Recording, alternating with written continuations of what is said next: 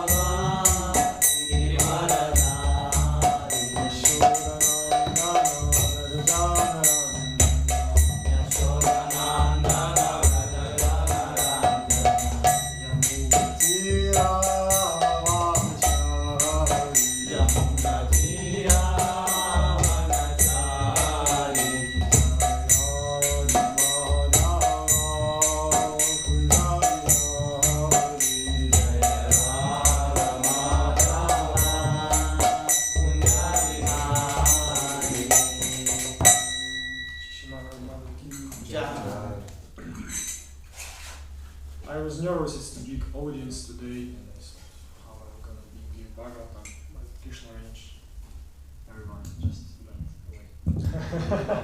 My Krishna They will come back. In due course of time. Om Namo Bhagavate Vasudevaya. Om Namo Bhagavate Vasudevaya. Om Namo Bhagavate Vasudevaya. Om Namo Bhagavate Vasudevaya. Om Namo Bhagavate Vasudevaya. Om Namo Bhagavate Vasudevaya. So we continue reading fourth canto, chapter 23 and third, and today verse 37.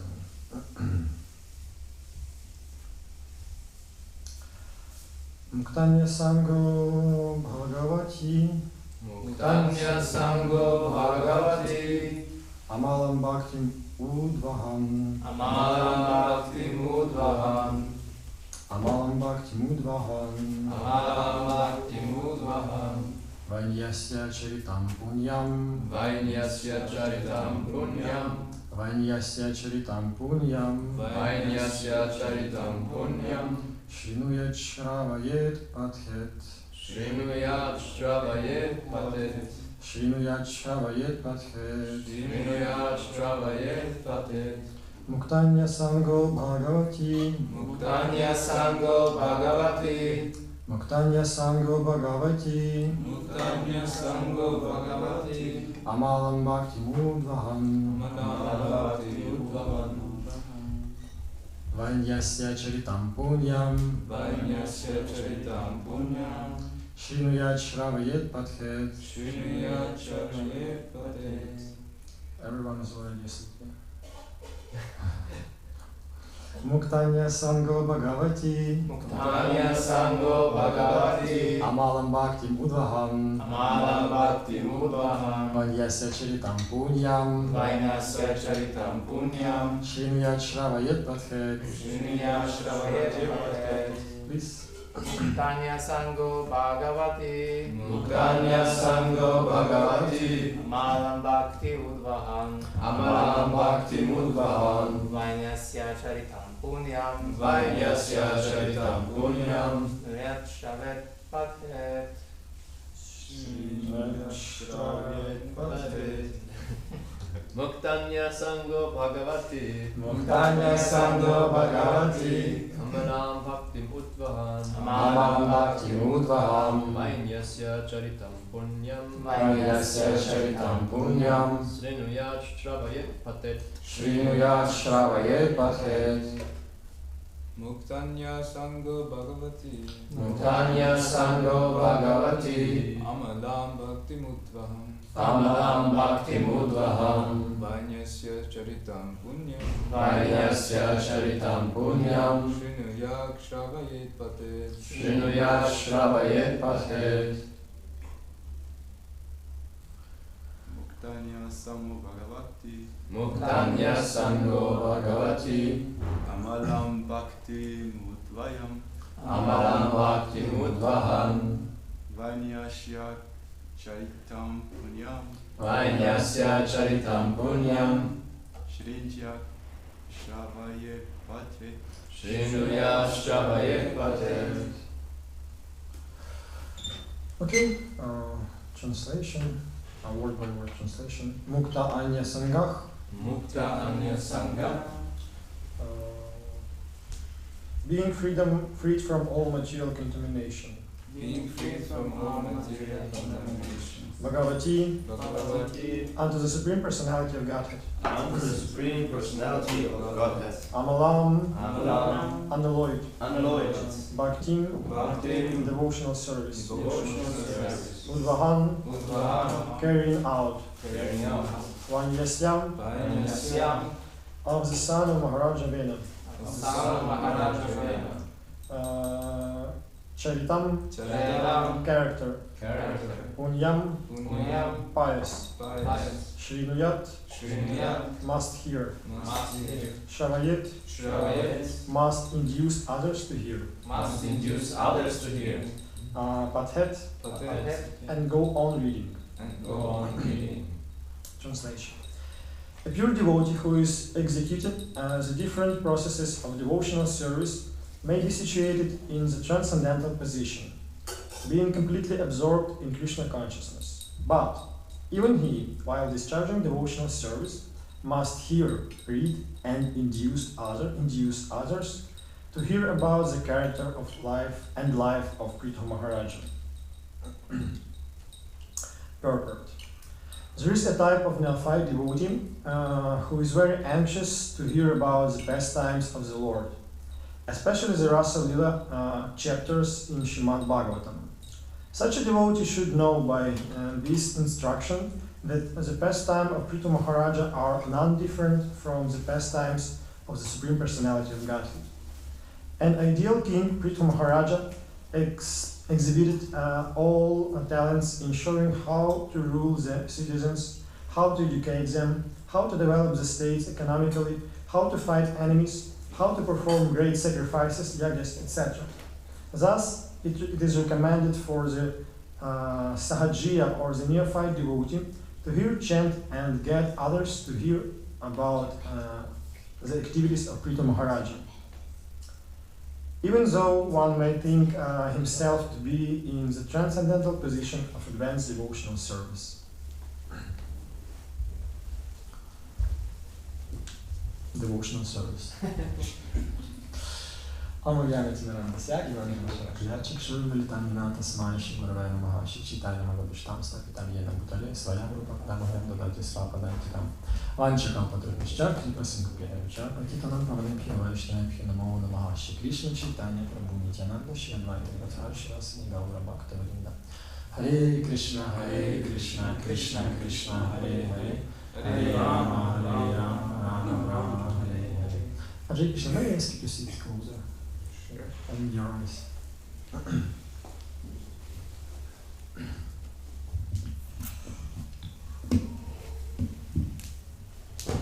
Thank you.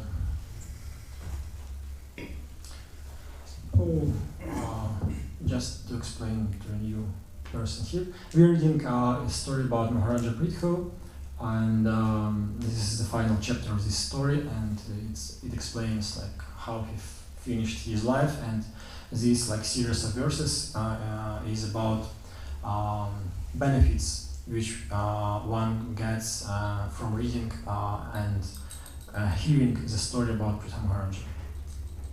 So this is like what it is about. And this particular verse gives, like before we had few verses and they gave inspired different type of people, like if you are Kshatriya or Vaishya or Shudra, or you just man or woman, or you this kind of person, as that kind of person, you will get like some kind of benefit of boon by reading and hearing this story. And this verse gives us like it is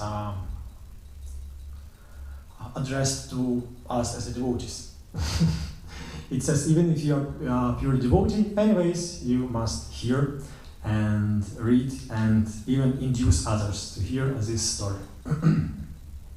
So first of all, I'd like to ask, why do you think Bhagavatam gives us this instruction? Why do we as a devotees need to hear this story about Prithu Maharaja?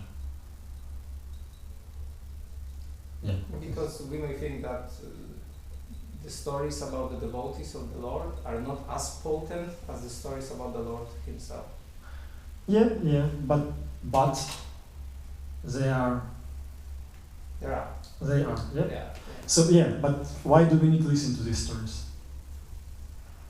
Purify ourselves. Yeah, absolutely correct. So, because like when we read like about such personalities, and we are getting inspiration. We are reading about their qualities. How did they live? How did they act? What did they do? And so on and so on. And in this way, we are getting inspiration to follow by their steps. I don't know, to try to develop same qualities. Yeah. If I may only add one thing, is that sometimes I think the problem is also that we may think like, oh, this is Krishna and Krishna is God, and like, first of all, I cannot do like God, and second of all, well, he's pure, I'm very dirty, and I cannot do this. And when we hear the stories of these devotees, then we feel like, oh, I can also be like him. It's possible if I follow the process. Yeah, it's a very good point, and I'll get to this point later. And because I have, same kind of thoughts and same kind of feelings when I read about Krishna, and even when I read stories about Prithu Maharaja, because Prithu Maharaja, of course, he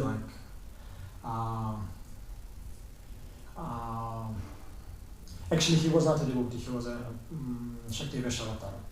But anyways, like we read about him like about human being. But anyways, he was Shakti avatar.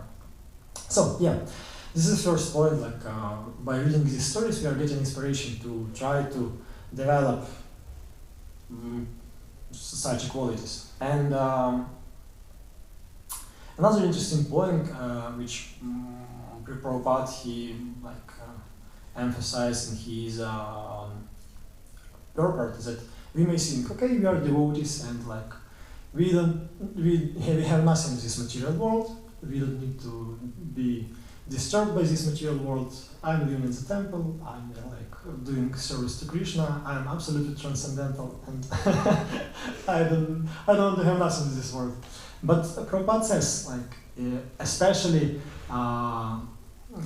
neophyte devotees, especially neophyte devotees and sahajis, but okay, let's stop on neophyte devotees, have to listen to these stories. And like he gives a list of different qualities of Prithu Maharaja in this purport, and also in previous verses and commentaries, like kind of it's the qualities of ordinary material person.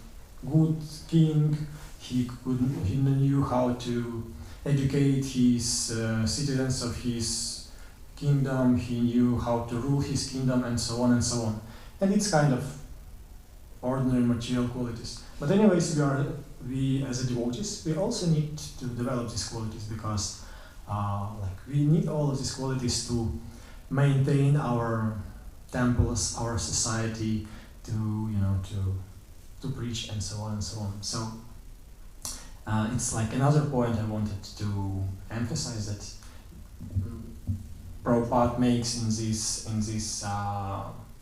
his commentary, and it's made in verse itself. That as devotees, we also need to develop just normal good qualities as an ordinary human being. So another question also arose in my mind when I read this verse. What do you think? Like, how does it work? Okay, we read about qualities of Prithu Maharaja, and it says if someone will read or hear to this story 3 times with devotion and faith, he will get this benefit or that benefit, or like he gets this or that. So what do you think? How does it work actually? Another question. I mean, you will read these chapters 3 times, and next morning you will get up and you are absolutely another person, or how does it work?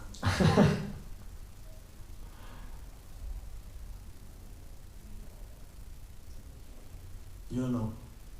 In an unconceivable way. Like somehow the blessings are there and will be given to you in an unconceivable way. Maybe. Any other thoughts on this question? Yeah, please.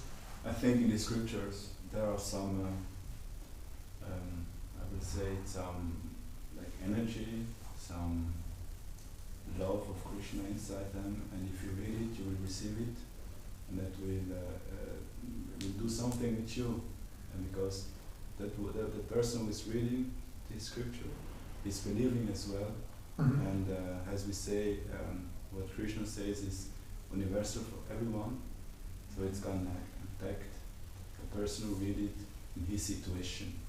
Yeah, you're absolutely right. I mean, like Srimad Bhagavatam is Shabda Brahman, and it's Krishna himself. So when we just read, and yeah, I think every one of us has this experience. When you just read Bhagavatam, sometimes you just feel yourself enlightened and protected from Maya and so on and so on. Just being in contact with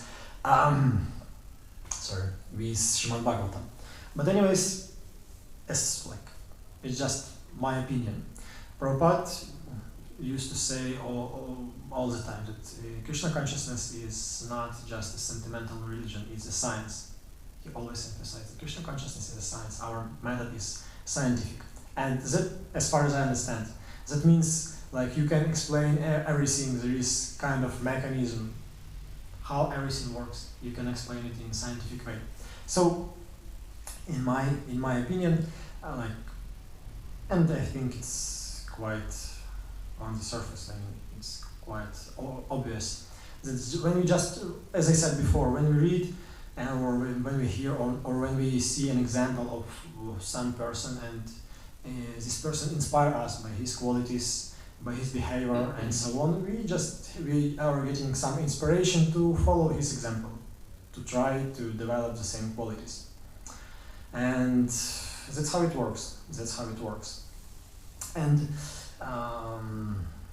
another point you mentioned, that when we read about Krishna, and in Bhagavatam, described so exalted qualities of Krishna, or even so exalted and elevated qualities of other devotees. And sometimes you may think it's so difficult, to follow their example. And I read, this chapter of Pritha Maharaja once maybe, when I heard, when we read these chapters in our temple. But to be honest with you, yeah, it's quite inspiring story, but as for me, I didn't I haven't read any, I didn't get any, what do you call it, inspiration, to follow. Of course, he's an elevated person, but I'm very simple devotee, and somehow I didn't get any inspiration to try to follow his example. So another question I wanted to ask, although this verse gives us quite direct instruction as for the devotees that we has to hear and read these chapters, and even more we have to induce others to read these chapters. But what do you think? Does it mean we have to make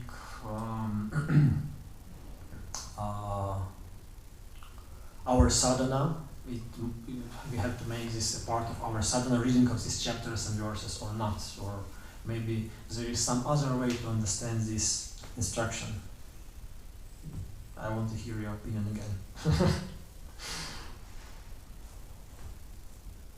Yeah. I'm not quite sure, but I think in the verse it says, induce others to hear about exactly this story it says. Induce others to hear about the character and life of Pritha Maharaja. So quite direct instruction. Yeah, I thought it's something. Would be interesting to see what the verse itself, the word by word translations. There's nothing of Pritha Maharaja. Charitam, yeah. But maybe you can say, it's an instruction to, read Krishna pastimes. There is one son of Pritha Maharaja. It points on. Son of Maharaja again. And it points on Pritha Maharaja. So in general you could think that's just any Krishna Katha, you'd have to read. But in this way. Yeah. Very pointed. This is what I wanted to say, that we may, if you want to try to imply this instruction in our life, we may look at this verse maybe in a little more wider perspective. That doesn't mean we should make our sadhana to listen and read about Pritha Maharaja and introduce all the devotees around us to do the same. But we may just, try to find stories which inspires us, and to make that our sadhana. For example, as for me, I am very inspired by reading and hearing and listening to memories of Prabhupada's disciples. Because, of course, as you said, Krishna is super exalted. Pritha Maharaja or his devotees, you may think, okay, it's a devotee, and I can be. It's possible. It's possible, but when you read and hear about some more real personalities who still on this planet, or who were on this planet not so long time ago, it's easier to perceive. You can understand this is a real person. This person was maybe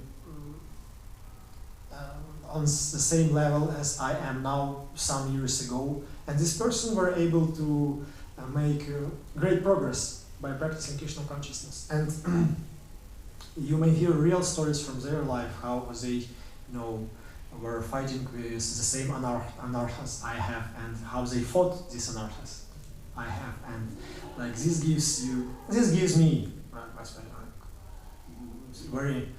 it inspires me very much to try to follow the example. For example, the last book I read is Giriraj Maharaj's book, Juhu Story, I'll Build Your Temple. Has anybody read this book? No. Every chapters. I would say this is the most powerful book of Prabhupada's among all books about Srila Prabhupada, because I like it because Viraj Maharaj, he gives a lot of his, describes a lot of his personal experience, and I just want to share with you something from this book. Like a red line in this book. Of course, there is like a lot of different moments he describes and a lot of lines in this book. But like one of red lines in this book, he just describes how he surrendered his life to Srila Prabhupada gradually. And like for example, Maharaj, he didn't want to manage this project Juhu at all.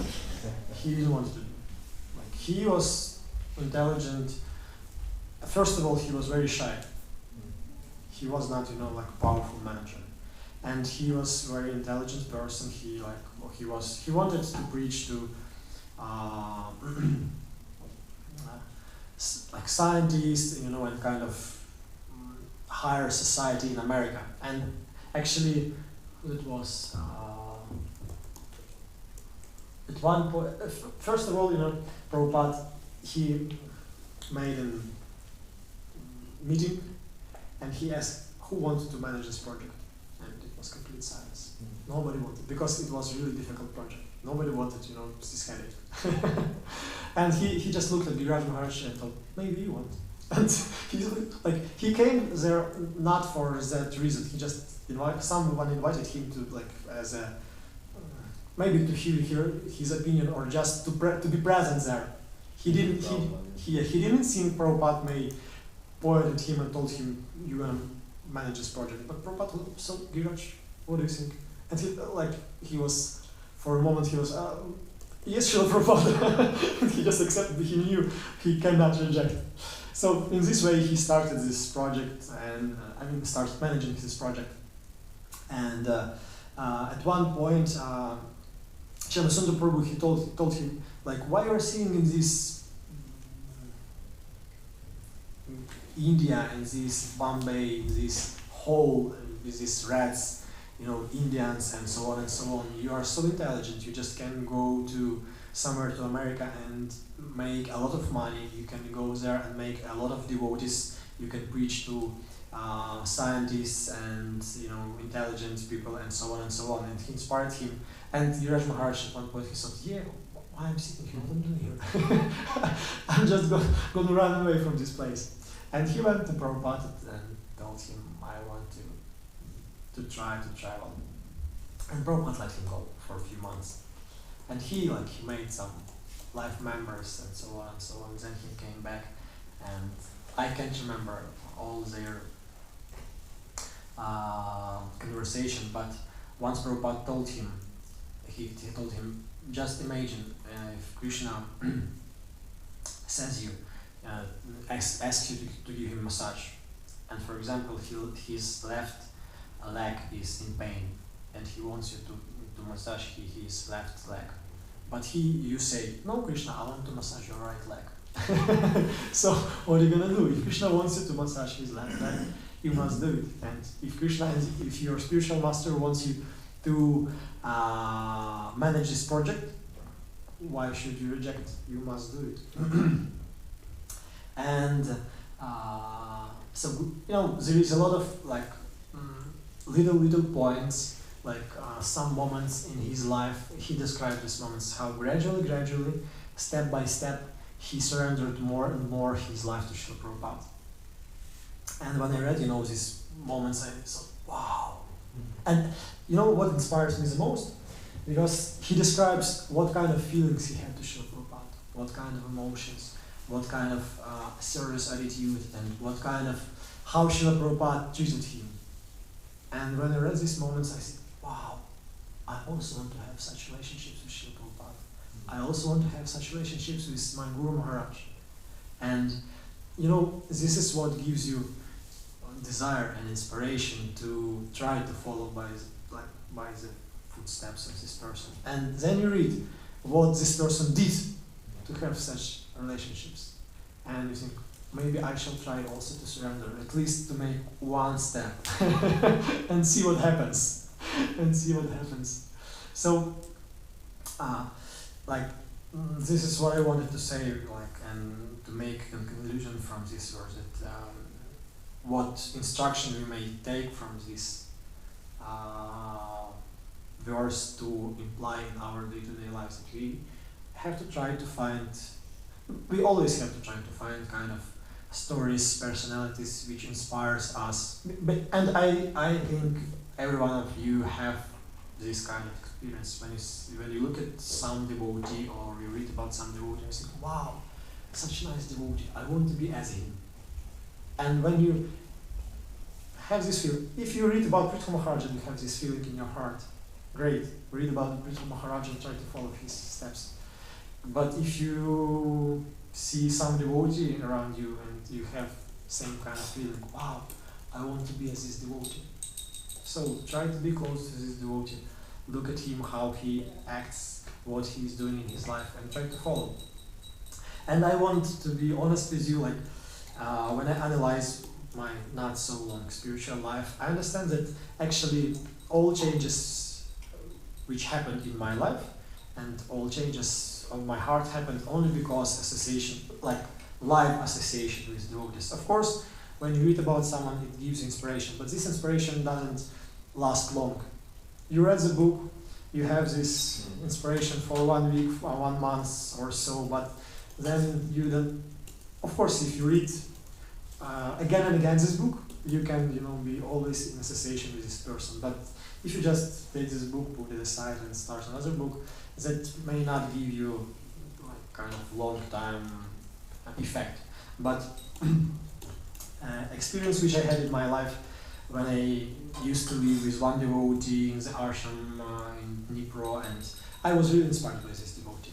And by Krishna's grace, by Krishna's mercy, I was really close to this devotee, and I had an opportunity to see him every day, almost maybe not 24 hours a day, but 20 hours a day.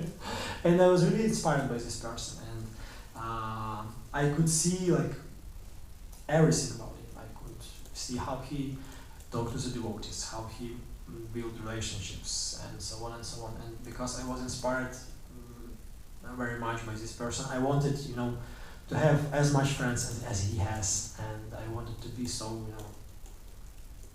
I wanted to be like him.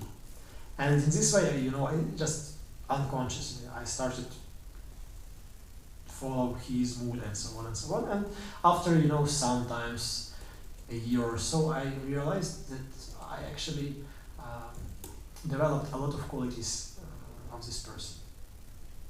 And yeah. Which qualities? Okay, for example, when I joined Krishna consciousness, I would say I was quite shy person. I didn't know how to build relationships. I would say I didn't have much friends. I had some people with whom I associated with before Krishna consciousness, but I would say that they were just acquaintance. What do they say? Acquaintance. Acquaintance, yeah. And even when I joined the temple, I just, at one point, at that time I was kitchen manager. And we had also Bhakta program in our temple, and kind of new devotees who joined the temple, and they did a lot of service in the kitchen. They used to wash pots, cut vegetables, clean the kitchen, and so on and so on. And since it was my second year in the temple, and I was a manager, and I couldn't feel what did those devotees feel. I just accepted them as a I don't want to say this word, but as workers, just as some people who has to do some function in the kitchen. Hands and legs. Yeah, correct. Correct. And I had a lot of weird situation when I saw I heard these devotees by the way I talk to them and the way I engage them in devotional service. I could see and I felt that, but I didn't know how to treat them nicely. So when I saw I saw this devotee, how he had another service in the temple, but then I saw how he talked to the devotees, how he engaged them, how he inspires them, how he tried to, to build some relationships, friendship with his devotees. And I thought, wow, he has a lot of friends. And all of these devotees, his friends, they just in love with him. They just so inspired. And I thought, I also want, to be like, feel that some devotees inspired by me. Not just feel that they exploited by me. And in this way, I started to try to see and analyze how he actually build relationships. So this is like the main point. And I saw after some time, I got another service which this person had. And for example, in the kitchen I have like Bhakta program. They have no choice, they must come and do their service. Whatever I tell them, or whatever I tell them, however I treat them, they just have no choice. But this other service I had later, like I had no, kind of devotees who must come. Everyone just joined, it was Harinam. Everyone just joined by their free will. Volunteers. Yeah, well, they are volunteers. So you must really inspire devotees to come. If you want them to come, you must inspire them. And in this way, then I understood that my friend and started, okay, now I have to try to inspire devotees. So in this way, I was always thinking about the person and trying to remember how did they talk to the devotees, how he inspired the devotees, how he invited them to come, for example. And even I felt that on myself, that when he invited me to take part in Harinam, I felt he really needed me. This is the feeling. And he told me, I understood at the time that if I'm not come, there is nobody to replace him. And he needs me, and he's my friend. He built relationships with me. I was really, attached to this person. I understood he's my friend and he needs me.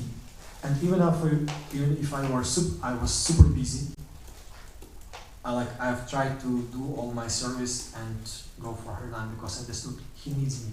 He needs me. I cannot, just betray him. I have to help him because he loves me. He needs me. And if you read, memories about Srila Prabhupada, all of his disciples, they had same experience. Like they felt Prabhupada really loves me, and he needs me. I'm special person for Srila Prabhupada because everyone was special person for Srila Prabhupada. He treated everyone in this way. Everyone was special for him, and everyone felt if Prabhupada wants me something to do, I will do this because Prabhupada loves me and he wants me to do this. And this is like very same feeling I had in a relationship with this my friend. And I got real experience. What does it mean? And after that, I tried to give same experience to other devotees I could, impart this feeling from them to these devotees.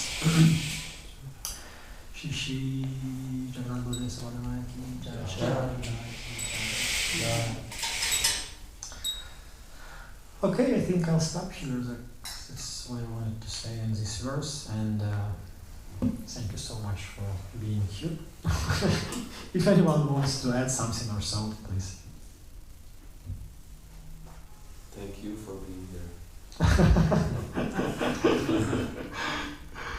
The only reason why I came to Zurich because, the very first time I met Damodar Prasad Prabhu, he stole my heart. He doesn't want to give it back, yeah? Not your heart, my also. Wow. Prabhu's much getting red. And I can see a lot of devotees here, they probably also, their hearts are stolen. And that's why they're here. Yes, Lucas Prabhu, you wanted to say something. Thank you for your class. I just want to ask, on this point, I also had this similar experience that I love hearing Prabhupada memories, I love reading books about Srila Prabhupada's disciples speak about him. At the same time, Bhagavatam is always a sadhana, so how do you do, what is your kind of way to deal with that? Because, for example, now I'm reading Prabhupada Lamrita, and I feel like I would just like to read that, not read Bhagavatam also. I mean, I'm inspired by Bhagavatam, but I'm just more inspired by reading this. So, how would you deal with this? I mean, I have same experience. I would say I'm more inspired by memories, but I read both. Because, anyways, Bhagavatam has special Shakti, and I don't know I think Dinadayal has kind of experience which I have, because, for example, when I was on the tour, I didn't have time to read books at all. And as far as I know, Dinadayal Prabhu also didn't have much time to read books. That's why he always rejected my invitation to give Bhagavatam class. He told me, I'm not reading books, how can I give classes?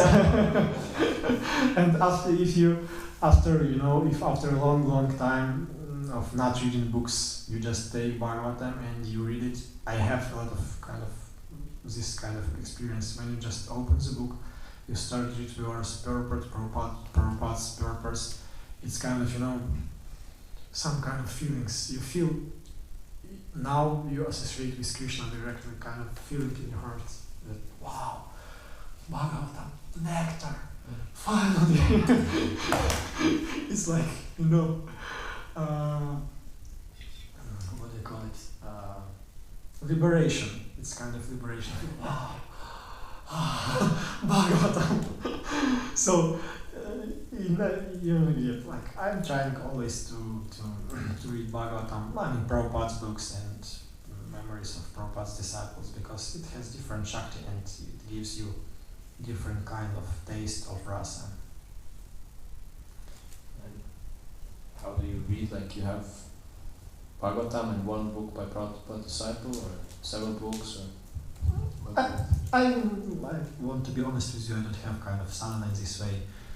I just read Bhagavatam or Bhagavad Gita or so, and I don't read memories of Prabhupada all the time, but if I can get some interesting book or I know that, for example, I haven't read Yamuna Devi's memories yet, and I want to read them. And usually after I read some book, I already know about another book I wanted to read. So, Krishna sense.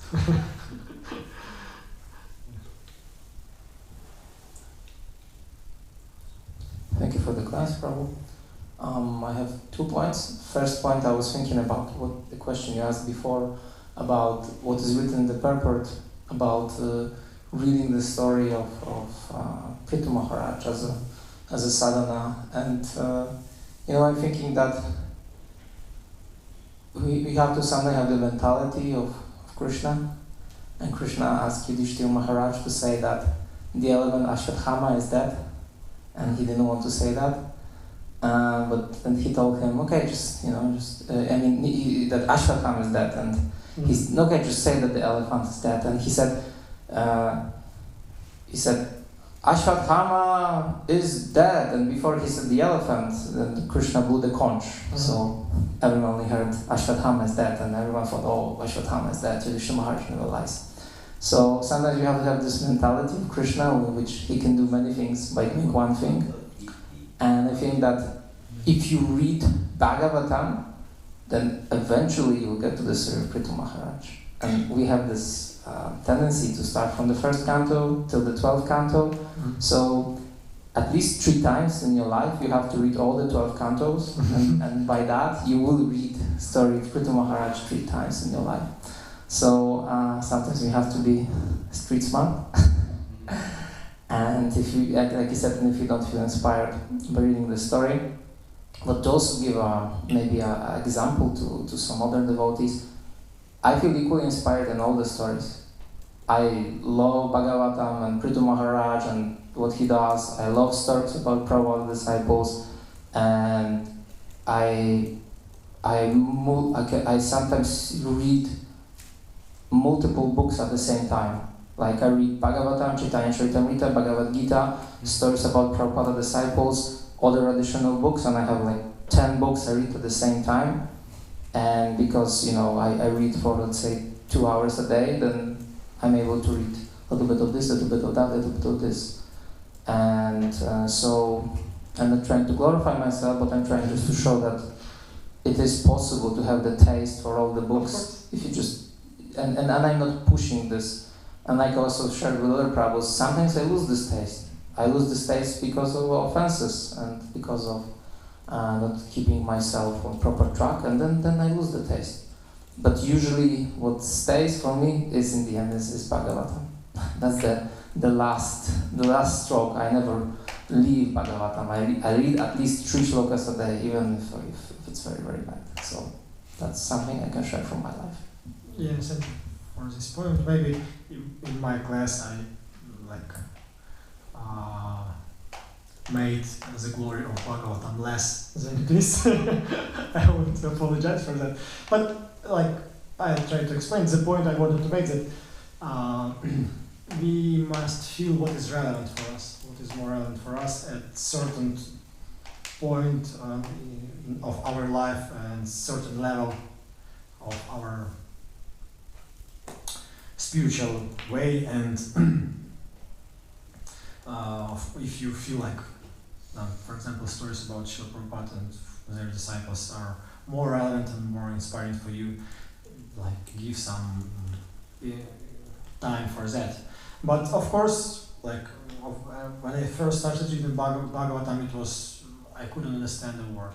But gradually by reading, like I just determined I want to read Bhagavatam, and I read first canto, second canto, and gradually, like taste arised in my heart, and I were enjoying reading Bhagavatam. And when I read again first and second canto, I thought, wow, it feels like I never read these books before, because so much interesting stories and points in the books. So yeah, of course, we must give time to Bhagavatam and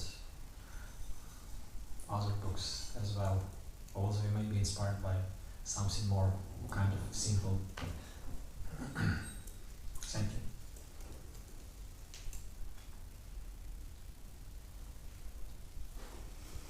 Okay, please, another person.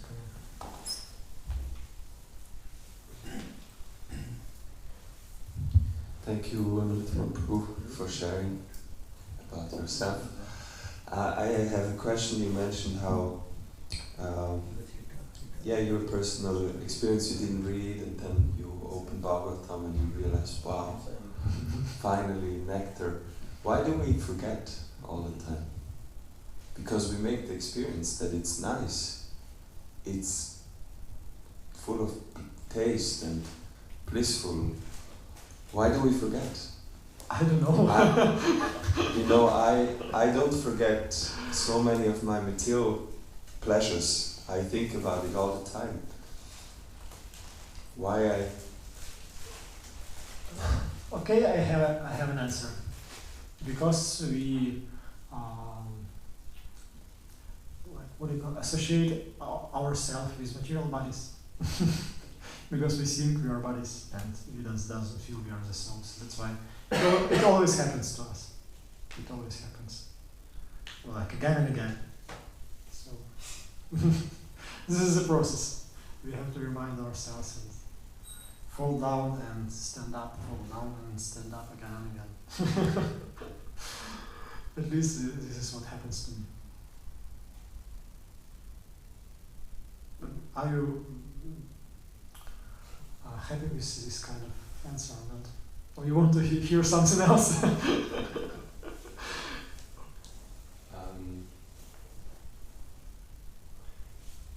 Maybe you can give advice how to. We know we again forget and forget and forget. So maybe there is a way how we can make consciously an endeavor so that we remember. I'll give an answer, and I feel like Acharya Prabhu has something to say. No? No? Okay. maybe it was a wrong feeling. But that's why, Prabhupada gave us certain way of, certain kind of sadhana, and he wanted us to follow it. And we have kind of things like Mangalarati. It's no way. Mangalarati is every day, and I mean, of course it may come or not come, but Mangalarati is there. And I think same is like it's just a question of our discipline.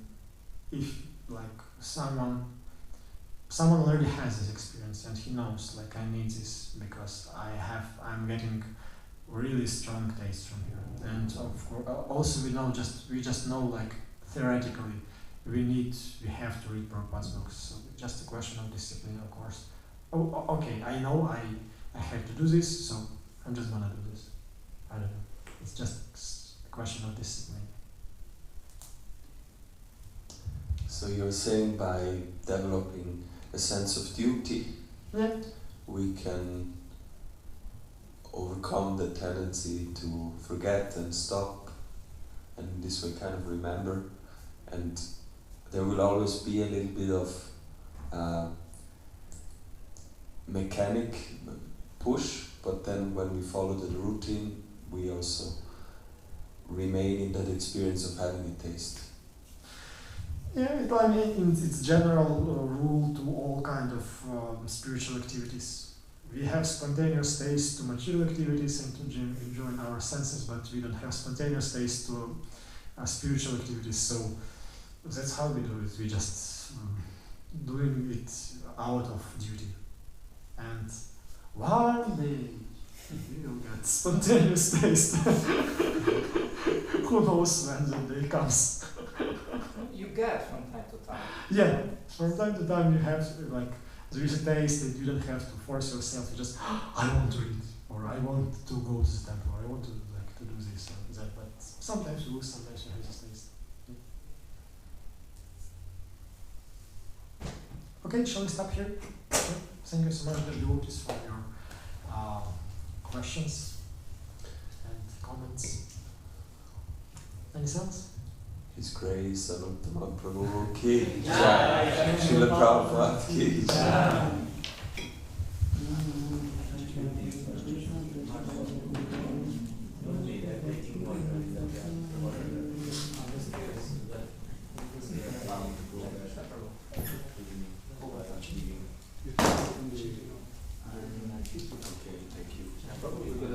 Brahmachari class, no problem.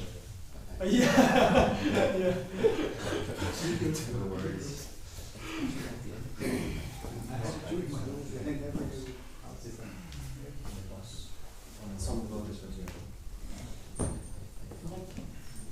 I was prepared already.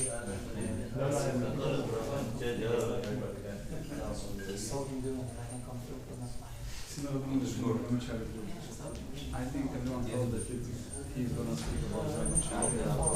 Just Yes. Repel I would say it's so practical.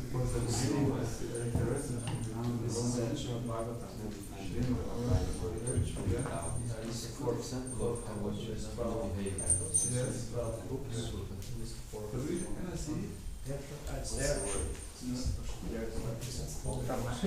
You can read this weekend. In German we say verbindlich. How we say Liability.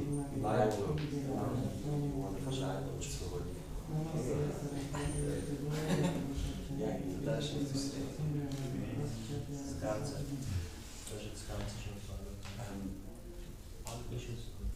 We have to buy a juicer, and I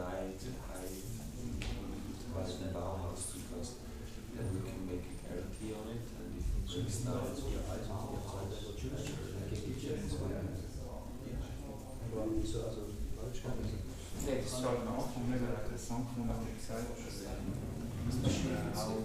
No, what do you mean? That's why it's really important. Yes. You need something like mass produce, yeah? Something that You know, they broke down in our value of content and just kind of by example. Und jetzt, wo der von heute, von der Geschichte von heute, gibt es Ja. ein Konto, wo ich kann lesen oder wo ich kann Das ist alles Ja, Teile. Das ist beziehungsweise das ist See. So wie Jesus ist bei spiritual ist ein perfekte funktionierte See. I don't know where it is, but if you can give me other people that there is Beispiel von perfekten. Jesus ist Beispiel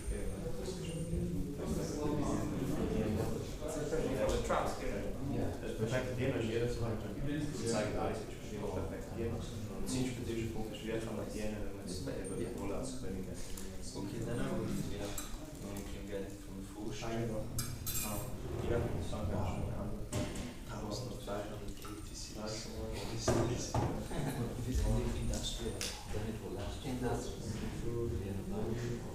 Maybe we should consider actually buying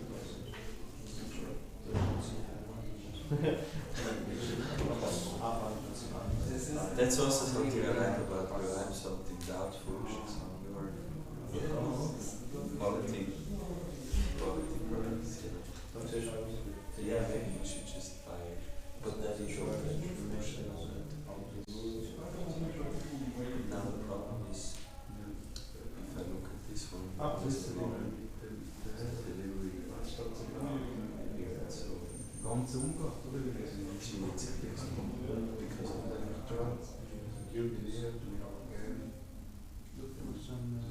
Maybe it is possible to order a place. Yeah, that's nice. Also answering your question, Prabhupada said this movement has different sectors that is most important. Prabhupada said organization, intelligence, disciple, you have to organize yourself by yourself. You cannot just come up with a program. Kann mich persönlich Sorry to say, but that's for, yeah, that's for temple devotees, but even you as a temple devotee, you cannot always come to organize your life in such a way that you put some things, you this time, this day, and this day I want to do this, and this day you have to use the time. You cannot just and be flexible, you know. I cannot read in the morning, but I have to. Just like that. Some people give vows that, and I'm going to be Prabhupada rules daily. Yeah, two. I broke two. You broke them? And I got this is a week. This is so. This is hard to break. How can you break it? You just sit behind him during class and you test it. And you understand. He's doing really deep. Really shoot massage. Yeah. Yeah, very nice point. I really like it. It's and that's the way how we consciously take responsibility by using intelligence, making decisions, organized. You're Swiss, come on. Yeah, sometimes I wish this tendency might be more prominent. I know, you know. It's not like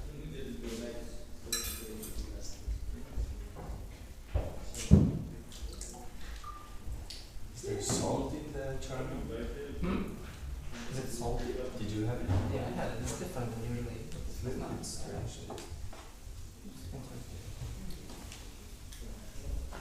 Well, as I said also in class, maybe when in class, the Gita on the 27th chapter, the last text, Krishna says that any activity done without faith is asat in his temple. You just have to have strong faith that this is what I want to do,